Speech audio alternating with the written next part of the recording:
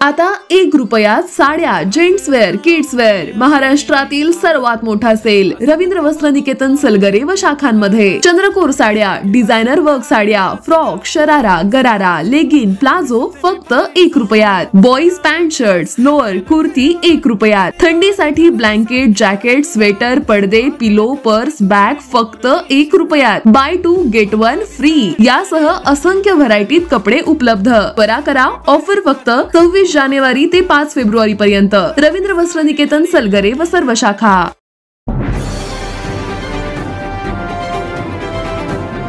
सत्य, ठळक व निर्भीड सक्षम न्यूज. जतसह परिसरातील बातम्या पाहण्यासाठी सक्षम न्यूजला सबस्क्राईब करा.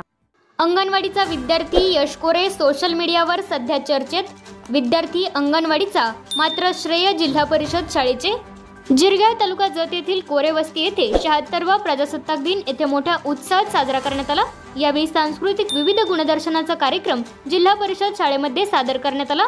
यावेळी कोरे वस्तीमधील अंगणवाडीमध्ये शिकणारा यश कलाप्पा कोरे वय 5 वर्ष यांनी आपली नृत्यकला सादर केली.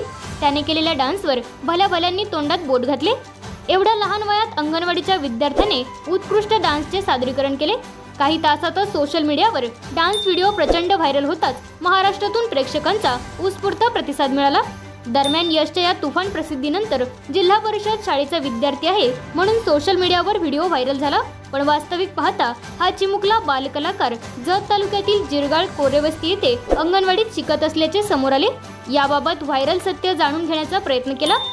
यावेळी संबंधित अंगणवाडी सेविका यांनी दिलेल्या मुलाखतीत हा विद्यार्थी आमच्या अंगणवाडीमध्ये शिकत आहे. लहानपणापासूनच त्याला डान्सची आवड होती. आम्ही त्याच्याकडून वेळोवेळी सराव करून घेत होतो आणि त्यांच्या पालकांची मदत आम्हाला मिळत होती. आम्हा सार्थ अभिमान आहे की हा विद्यार्थी आमच्या अंगणवाडीचा आहे.